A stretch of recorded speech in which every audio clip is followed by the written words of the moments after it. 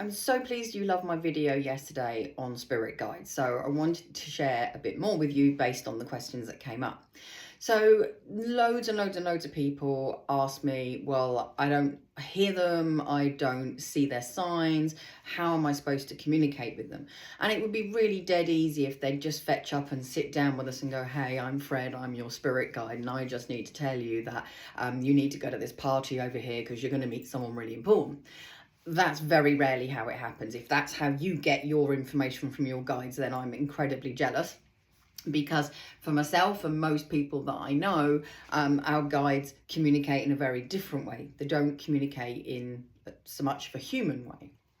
So when you're communicating with your guides, I'm a big believer in asking them to bring something specific. So the other week I was working on something and I said, I want you to bring me elephants. Now, I am not going to see many elephants in Herne Bay in Kent. It's just not going to happen, which is why I picked it. And then we put the TV on in the evening and we're flicking through the channels and there's a game show or talent show, whatever. And in the background were elephants. So then I went, okay, brilliant. So that answers that question. So if that's right, then I need to know if I should now do, and then whatever it was. And I said, and if that's the case, bring me pink flamingos. Again, very random. You're not going to see very many of those in Herne Bay.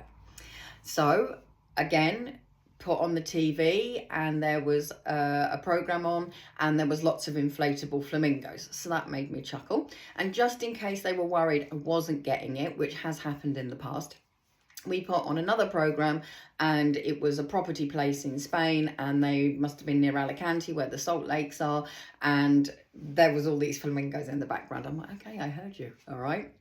So be specific. So tell them what you want. I want purple angel wings.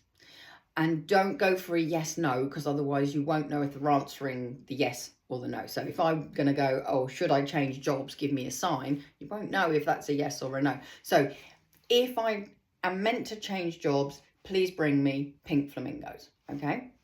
And really pick something that you're not going to come across. So if you are a puppy breeder, it's no good asking for puppies because you're probably surrounded by them, okay?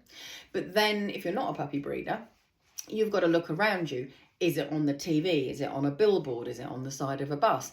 Is it people on Facebook keep going, oh my God, I've just been to the puppy breeders and they've got some wonderful pictures. And it's easy to think that the reticular activating system has kicked in and you're just seeing it because you're looking for it. But that isn't the case. The universe will bring it. If you don't get it, it may be that you're not meant to get that particular answer. So then you have to rethink it. Also, it might be the lyrics to a song. It might be the name of the group or the singer. Let's say you're trying to ask if your mum's around you and you keep coming across people with the same name and your brain will go, oh, that's strange. And then you'll probably completely ignore it. But that's the universe saying yes, okay? It might be that you have to see lots of synchronicity, okay? Especially when you're job hunting or trying to find your life purpose or do something quite different, and you might go, I don't know what to do. And then you keep seeing the same company and you go and look at that company name and you find out they're a firm of physiotherapists and you're like, well, I'm not really sure about being a physio. But then when you look on their website, you see something else and you go, now that really appeals. That's what I want to do for work.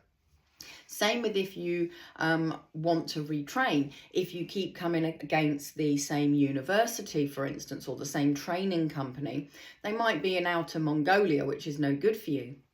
But once you find what it is that they are training people in that makes you go, oh my God, that's what I want, then you can look for it closer to home. But if you don't even know that that's what you want to do, you're never going to do that, okay? So it's very simple, but it's also very complex, okay?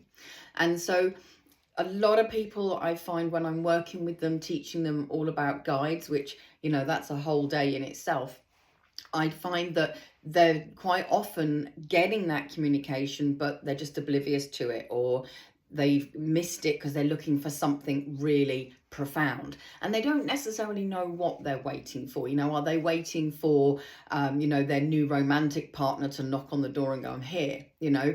But actually you might keep getting prompts for a dating site or to join a running club or whatever it might be.